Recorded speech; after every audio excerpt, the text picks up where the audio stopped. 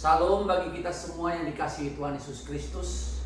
Pada siang hari ini di akhir ujung tahun 2020 ini, di mana suasana kita adalah suasana Natal, suasana bahagia, suasana memperingati hari kelahiran Yesus Kristus sebagai Tuhan dan Juru Selamat dunia. Saya mau mengajak kita semua merenungkan apa yang telah kita terima dari Tuhan Yesus yang tertulis di dalam Alkitab, bagaimana Tuhan Yesus sangat mengasihi kita dan selalu mau kita berhasil dan selalu mau kita hidup di dalam kelimpahan. Oleh sebab itu saudara-saudara, kalau kita melihat tahun 2020 ini adalah sepertinya tahun yang penuh dengan keadaan-keadaan yang berat, terutama dengan adanya pandemi COVID-19 ini, tapi kita bisa melihat bahwa Tuhan itu selalu baik bagi orang-orang yang berharap kepadanya dan percaya kepadanya. Alkitab tidak pernah mengatakan bahwa orang yang melakukan atau orang yang bekerja akan mendapatkan, tapi siapa yang percaya dia akan diselamatkan. Keselamatan itu bukanlah sesuatu usaha, keselamatan itu adalah pemberian cuma-cuma. Saudara-saudara, kita hari ini hidup karena nafas Allah telah dihembuskan kepada kita sehingga kita menjadi makhluk hidup. Dan bagaimana nafas Allah itu sekarang di dalam kehidupan kita sehari-hari adalah firman-Nya yang akan membuat kita terus hidup. Tanpa kita sadari kita akan mengalami hal-hal baik yang terus menjadi keberuntungan bagi kita. Saudara-saudara yang dikasihi Tuhan Yesus Kristus, Alkitab selalu menyatakan apa ingin Tuhan lakukan untuk keberuntungan dan keberhasilan bagi kita. Alkitab tidak dicatat untuk keberhasilan bagi Tuhan, tapi Tuhan mau kita berhasil. Tuhan mau kita mendapatkan hal-hal besar yang sudah disiapkannya. Terlebih-lebih kita orang hidup dengan kasih karunia perjanjian baru, bahwa kita sudah disiapkannya masa depan yang penuh harapan. Saudara-saudara yang dikasihi Tuhan Yesus Kristus, kita bisa buka dari Yosua 1, ya, bagaimana Tuhan memilih Yosua. Yosua dipilih bukanlah karena dia orang yang hebat, bukanlah latar belakang orang yang pintar, tapi bagaimana sikap mental hatinya Yosua yang tunduk pada otoritas, yaitu Musa sebagai pemimpinnya. Dia selalu mau mendengar dan selalu mau mengikuti pemimpinnya dengan setia. Dan ketika Tuhan memilih dia dan memberkati dia, Musa memberkati dia, dia diberikan hikmat kebijaksanaan. Tapi dalam proses perjalanannya, ketika bangsa Israel telah ditinggalkan oleh Musa untuk keluar dari masuk ke tanah Kanaan, Yosua merasa takut dan galau. Karena apa? Karena dia mengenal, dia mengerti siapa bangsa yang dipimpinnya dan bagaimana dia melihat fakta-fakta. Orang Israel adalah orang yang tegar tengkuk, orang yang tidak tahu berterima kasih. Bahkan berulang kali mereka selalu mencela Allah, mencobai Allah. Bahkan mereka mencoba menggantikan Allah dengan Allah lain. Sedangkan mereka sudah menikmati kebaikan Tuhan dalam perjalanan mereka. Dan itulah yang membuat mereka mengembara selama 40 tahun di padang gurun pasir sampai ke tanah Kanaan. Dan hilang satu generasi. Dari generasi yang pertama itu hanya Yosua dan Kaleb lah yang sampai kepada tujuan. Saudara-saudara, bagaimana Yosua itu bisa sampai kepada tujuannya dan finishing well dalam tugasnya? Hanya satu yang perlu kita ingat. Ketika Tuhan berkata, sesudah Musa hamba Tuhan itu mati, berfirmanlah Tuhan kepada Yosua bin Nun abdi Musa itu demikian, hambaku Musa telah mati, sebab itu bersiaplah sekarang. Tuhan mengatakan bersiaplah sekarang, seberangilah sungai Yordan ini, engkau dan seluruh bangsa ini menuju negeri yang akan kuberikan kepada mereka, kepada orang Israel. Negeri itu diberikan, bukan didapatkan, diberikan.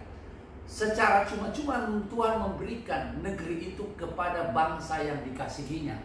Setiap tempat yang akan diinjak oleh telapak kakimu, ini adalah pesan kepada Yosua. Setiap tempat yang diinjak oleh telapak kaki Yosua, ya, kuberikan kepada kamu seperti yang telah kujanjikan kepada Musa. Apa yang diperoleh oleh Musa itu juga ada pada Yosua. dari padang gurun dan dari gunung Libanon yang sebelah sana sampai ke gunung besar yaitu sungai Efrat, seluruh tanah orang Het sampai ke laut besar sebelah matahari terbenam, semuanya akan menjadi daerahmu. Seorang pun tidak akan dapat bertahan menghadapi engkau seumur hidupmu. Seperti aku menyertai Musa, demikianlah aku telah menyertai engkau. Aku tidak akan membiarkan engkau dan tidak akan meninggalkan engkau.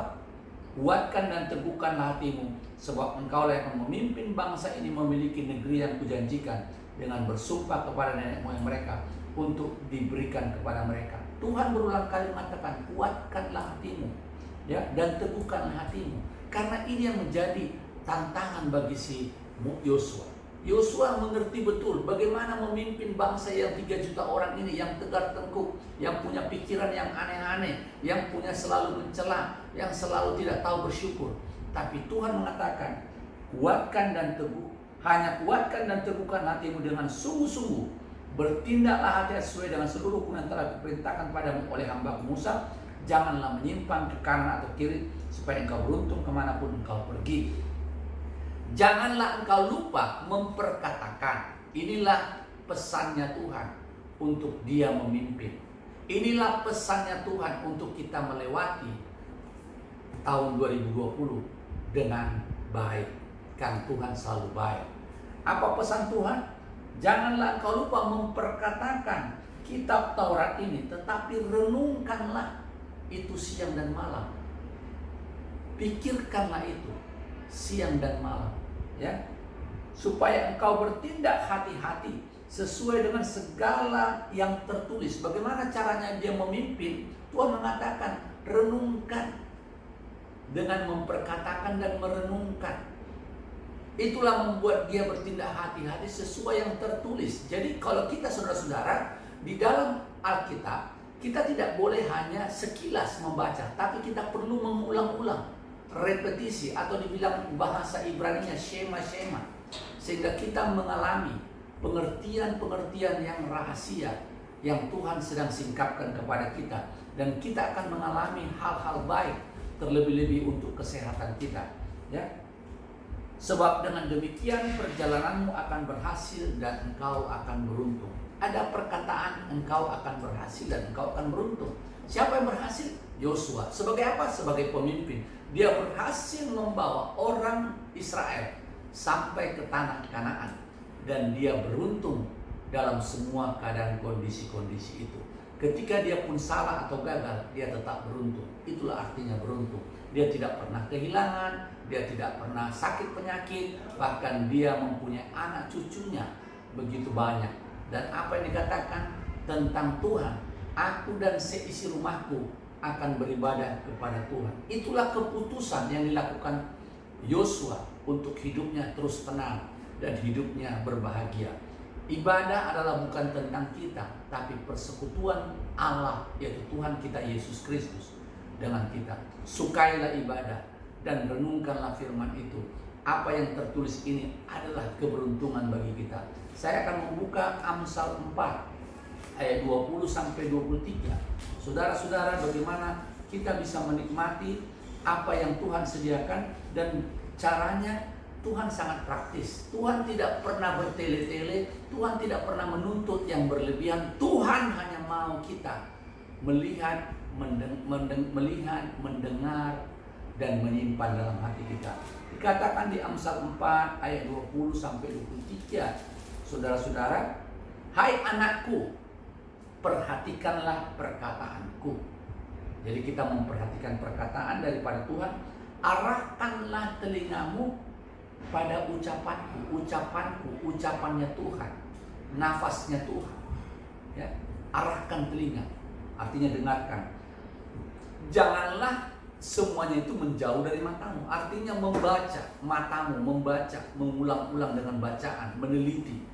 Kemudian simpanlah itu di lubuk hatimu, renungkanlah itu terus-menerus di dalam hatimu.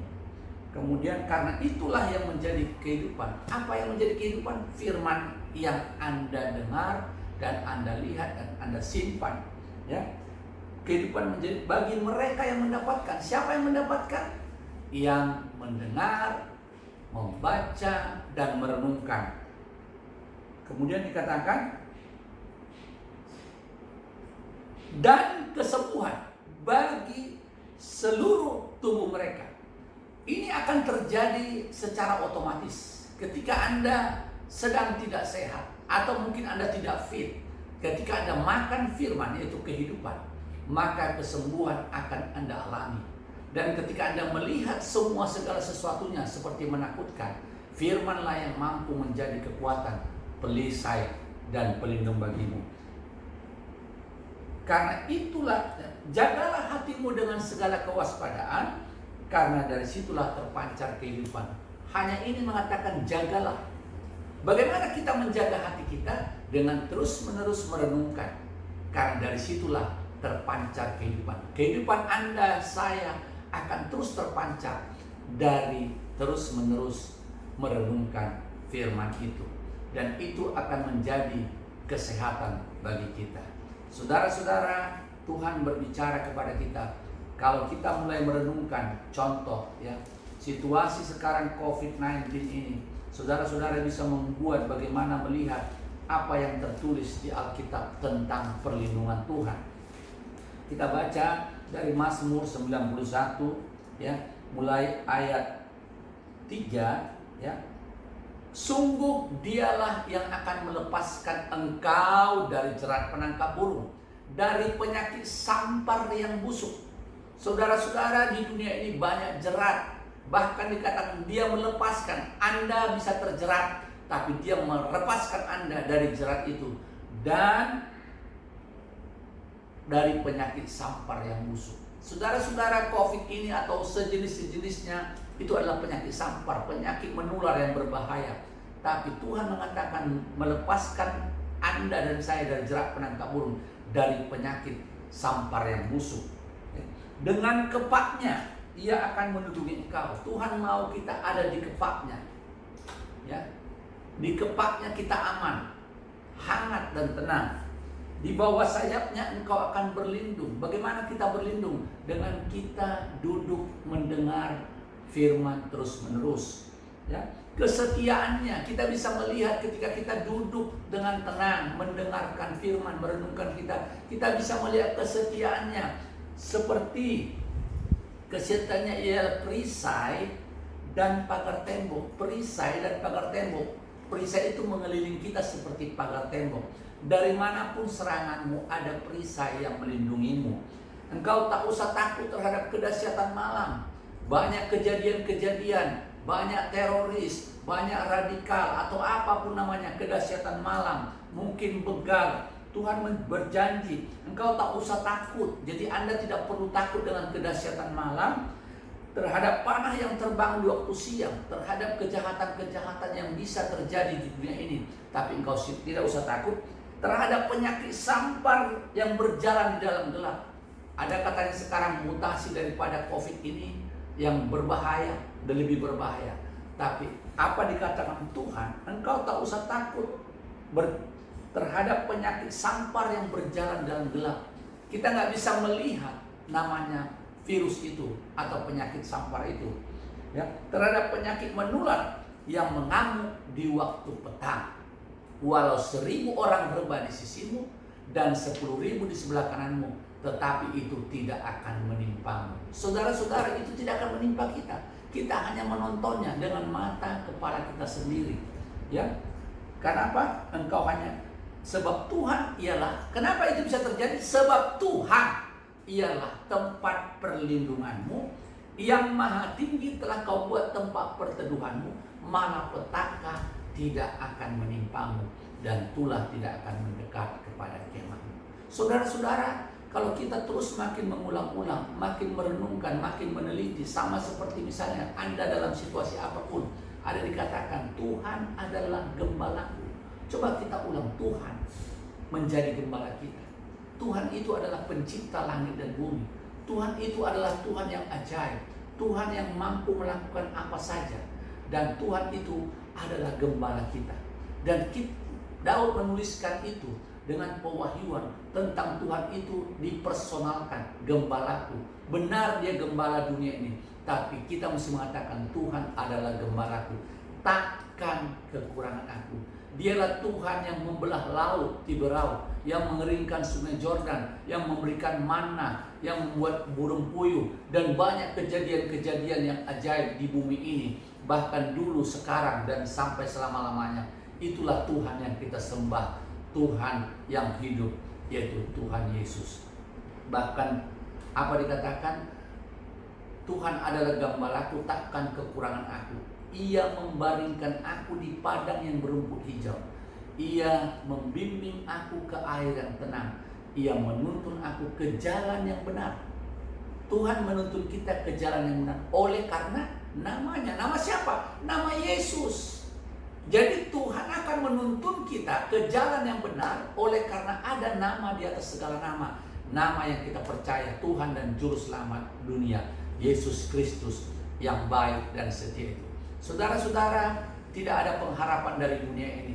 Tidak ada kekuatan kita, tidak ada kemampuan kita untuk berjalan di hari-hari kita ini. Tapi Tuhan ada di depanmu dan Tuhan ada di belakangmu seperti tiang awan dan tiang api. Dan Tuhan yang menjaga engkau, melindungi engkau dari semua malapetaka, dari semua penyakit sampar yang busuk, dari semua penyakit kedahsyatan yang terjadi di dunia ini. Engkau tidak usah takut, sebab Dia beserta kita. Immanuel, Yesus Kristus menyertai kita selalu. Haleluya. Salam. Amin.